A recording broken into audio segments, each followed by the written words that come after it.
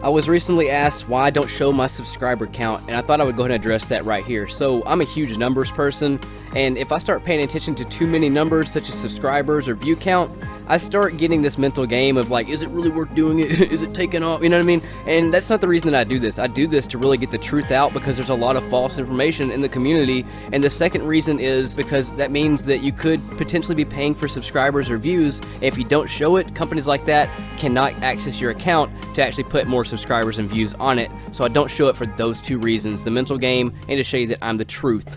Now for the Blade Barrage, this is what we're going to be building out for today. High mobility, high recharge, high recovery, and Blade Barrage is just really a B subclass for PvE especially. Playing with fire, recharge your knife more quickly, makes it to where we don't have to waste any melee mods. Burning Edge, enemies burn, your dodge ability comes back. That means if you throw a knife and it doesn't kill them, you get your dodge right back immediately. And then throw a fan of knives that burns targets on hit. That's the 3 knives that you throw out with this, which you're going to be getting 2 of them with this build. And then we have Gambler's Dodge. When you dodge near an enemy, you get your knives right back. The grenade that I recommend is Swarm Grenade, a grenade that detonates on impact, releasing a multiple set of drones that seek nearby enemies. It's just a guaranteed hit with that grenade. And then Triple Jump, the only great jump until Bones of Ao come out. Then I'll be building out for the increased control jump.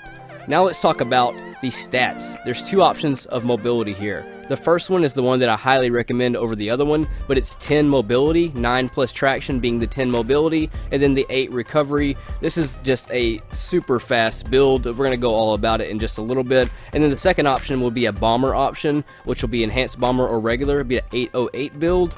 Now let's jump into it. The name of this build is called Tempo because of the speed that it has. Hunter Blade Barrage. Now let's start it off with the helmet first, of course. 1 mobility, 3 recovery. Your first recovery mod, Light Reactor, because that's the fastest supercharged perk in the game, that and Pump Action. And I highly recommend those because it just gets that super back quick, which is all built around weapons on this build. Next up, the arms. 2 mobility, 1 recovery, a grenade charge mod, enhanced impact induction or regular if you had it. That's the difference between 4 or 8 seconds per melee hit to the body with a 6-second cooldown, and then build it out for whatever finders or scavenger reserves depending on what you're using. Now for the chest piece, 2 mobility, 3 recovery. Now you put a recovery mod on this, click it on the recovery stat, that's what gives you the dual knives, and then you can use whatever you want to on the chest piece as far as your unflinching perks or whatever. It's completely up to you, or you can use a collection tab version or whatever you got basically. Just have this on because it's a huge player in it.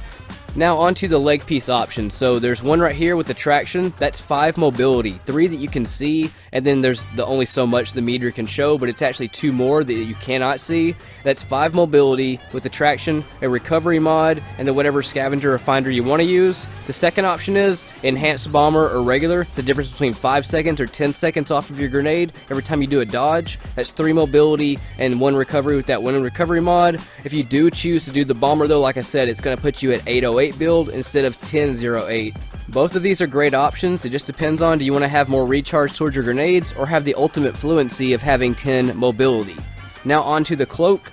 The grenade charge mod, that's your second one with the impact induction, and then we have the recuperation, so you get those orbs from masterwork weapons or your friend's orbs to stay in the battle by constantly recovering yourself. Way more beneficial than absolution or any other cloak perk you can have, basically, or mark or bond or whatever you're using. I always recommend having the recuperation. It saves you way more than that little bit of the recharge that absolution or other perks can help you out with.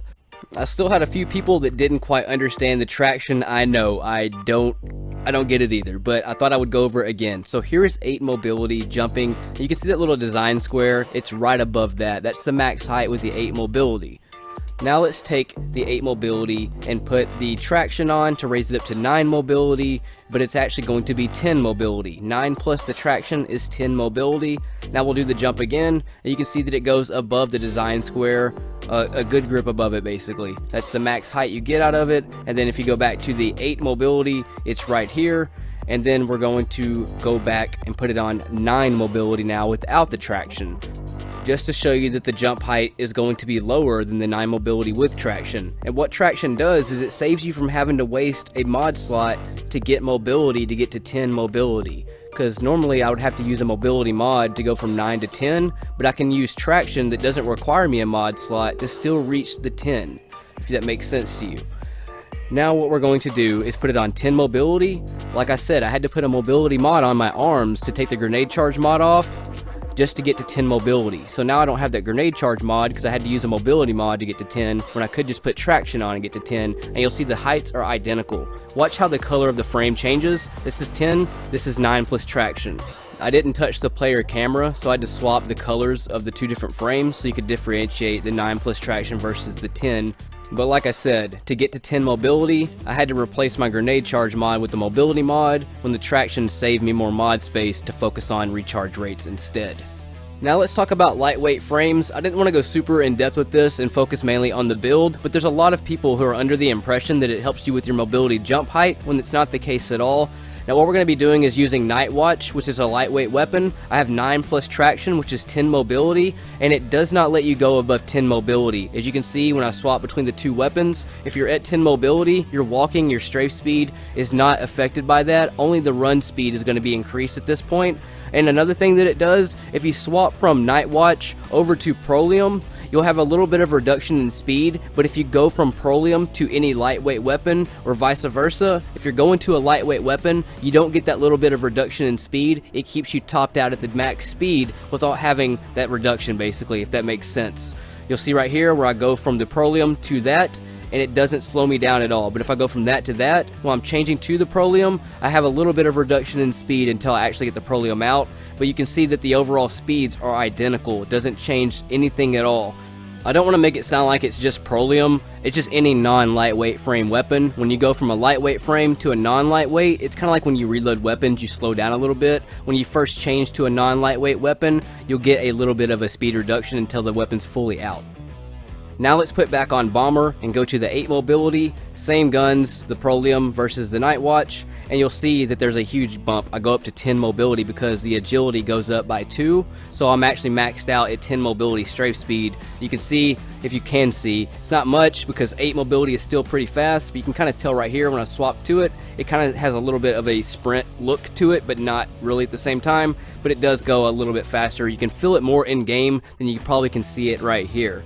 Now as far as your jump height, I'm just going to do a quick test just to show you. I'm at 8 mobility. I'm going to be using the Night Watch, same with the Prolium. I'm going to swap between the weapons while I'm doing the jump in the same spot in the tower, just to show you that the height difference doesn't change at all. So here's with the Prolium on, a non-lightweight frame weapon. You'll see it's right above that little figurine or shape thing, that square. And then watch, I'll put on the Night Watch and exactly the same height. So again, all it does is it helps you with your movement speed, and if you actually go to the lightweight frame itself on any of your weapons, you can read it, and it says, superb handling, move faster with this weapon equipped, which is exactly what you do. You just move a little bit quicker, but no faster if you're already topped out at 10, then all you have is the sprint. Now here's this part where you can actually screenshot it, keep it in your phone for your files, so you can flip to it and piece this beast all together and get ready to rock and roll for Summer of Solstice. Now let's get into some gameplay and check it out in action. It's hard to demonstrate mobility in action, but I'll do the best that I can with some of the just random clips. So I spend a lot of time in Nightfalls when I test builds out, so this is basically what I did here. I did a lot of spots where I just like wiped and would start them over again just to kind of like keep practicing on them, or like just, you know, do different kind of strats with them and things like that. But the height you get is the one thing you really notice, and when you're trying to like duck behind cover and move from target to target, your sprint speed and your strafe speed almost seem identical, aside from the animation of him lugging his gun around during the movement of him running, basically. But Prolium, you're also going to see here, it kind of looks like I'm doing a weapon review with Prolium because it's going to be doing some dope ass shots because it's just a really great role that I have. Threat detector, as well as Rampage with the Rampage spec on it, and the Impulse scope, which gives it that hella range, and it's just a really nice weapon to have. But you can see the height that I can get right here is really insane. I spent a lot of time in this area because it's just like a real busy area. You get snipers, you get Cyclopses, you got Minotaurs, plus you have a wanted target. This is a really ideal place to test any build out, basically, especially if you keep adjusting the Nightfalls. I was a little bit lower light, so I didn't like know what modifier I could put it on, or multiplier I should say. I didn't know which one I could be on, and I hate having to like go back to orbit to adjust the multiplier then go back, so I just put it at 1.9 or something like that and just left it alone. And I have solar burn on as well. But just try to pay attention to the movement, I guess, is all I'm really trying to get at. That and the recovery speed. Your recharge rates are going to vary, but if you don't do any melees or anything like that, your grenade recharge is 51 seconds, not counting if you have bomber on. Then you can get 5 or 10 seconds if you have the enhanced or the regular version on. But if you don't do any melees, it'll be between 51 seconds with melees included. It'll be lower than that, but you have a 6-second cooldown, and the knives also proc the impact induction. So I would say your average grenade's probably going to be around 37 seconds. Potentially less, but I don't think it'll be much less than 37 seconds. But this build is all really built around just your movement speed, your mobility, and the fluency of a hunter really is all it's about. Hunters often seem really slow when you're jumping around with them, but if you didn't know this, your mobility also affects your falling away and your falling forward and backward speeds. When you reach the peak of your jump and you're falling backwards from it or falling to the side from it, as soon as you reach your peak and start your falling process, it starts registering towards your mobility. So the higher that is, the more ground you'll cover and the more faster you are at just maneuvering your guardian around. And with a hunter, I've always felt like they always jumped a little bit too vertical and didn't have really any momentum going forward, and this really helps it out, and you can just feel it in game whenever you're just busting up against enemies and jumping around the map. You really can feel that 10 mobility versus the 8 mobility, but I don't necessarily dislike the 8 mobility because you get bomber with it. Pay attention to this phase right here where I'm in trouble against all these auto rifle solar shooting Vex. Like I said, the solar singe is on, which means they also hit me with more damage. Had to get behind cover real quick. Watch how the playing with fire recharge also becomes in clutch as well. So I go in to do the impact induction. I have my grenade ready now, but I'm not going to use it because I'm just testing out the mobility right here, and you can see just being that much faster allows me to strafe all those enemies to stay in the fight, to go along with that 8 recovery and the playing with fire recharge rate to keep me in the fight, as well as the recuperation after I killed that ad. Now if you're doing a rocket dump phase, having that extra mobility to let you stay in the air that much longer allows you more precise pinpoint rocket drops, especially with my field prep cluster Sleepless with the high handling. Really clutch there. Here's another situation where he teleports away, but I'm able to hang in the air that much longer to shoot him and get it just on target before he goes invincible again with that shield. This build does have decent recharge rates, but like I said, it's mainly focused on your weapon play and the movement speed of a hunter and how agile they are meant to be in this game. You can check it out right here where I dodge his snipes, and it's really easy because the responsiveness that I get out of this hunter is just really snappy, and anytime he's about to snipe, I can move out of the way that much quicker. All these solar Vex right here, I'm about to dodge out of the way. I have that much more speed to know that he's about to snipe at me, as well as these other Vex, like right there. I can hop out of the way that much quicker, slide to cover, good to go, get my recovery back, and that rocket shot, he's about to teleport to the other side. I jump in the air again, hang enough just in the air to where I can hit him with that, boom, splash him back, throw the knife, and get ready for the extra ads.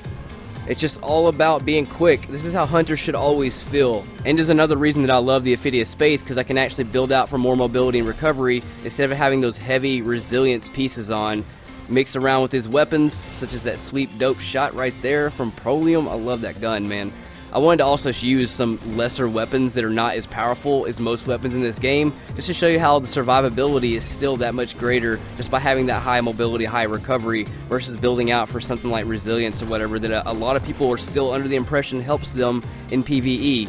Let's go ahead and finish this guy out. This 8-round magazine from the Prolium, and we'll finally use the Blade Barrage. I didn't use my super at all this entire Nightfall because I just wanted to pay attention and focus on the mobility and just the fluency that I have with this hunter build, but I'm about to knock this dude out with him because I'm just tired of playing with this Nightfall at this point. Slap this dude up in the face, and there you go, bros. Blade Barrage, Tempo, Hunter, Solar build. You're really going to dig this when Solo Week comes out.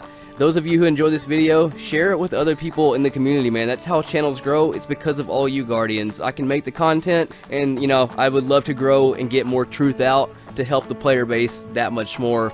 I just got late into the YouTube game, but I am here now, bros. Hopefully to stay, but we never know what the future holds with old Ristophilis. Again, bros, hit me up at teespring.com/Ristophilis to help support and grow that way. If you want to show a small donation to help me help you, paypal.me/Ristophilis, or you can hit join, click for $4.99 a month, and become part of our Beast Squad. Thanks for tuning in, Guardians. Thanks for everything that you guys do. Leave a comment, hit that like button. Let me know what you guys feel about it if you've tried out a high mobility hunter before, because I have a feeling when you do, If you've never played with mobility, this is a great starting point to let you see exactly how amazing that it is. You dudes take it easy, and I will see you all next time. In space.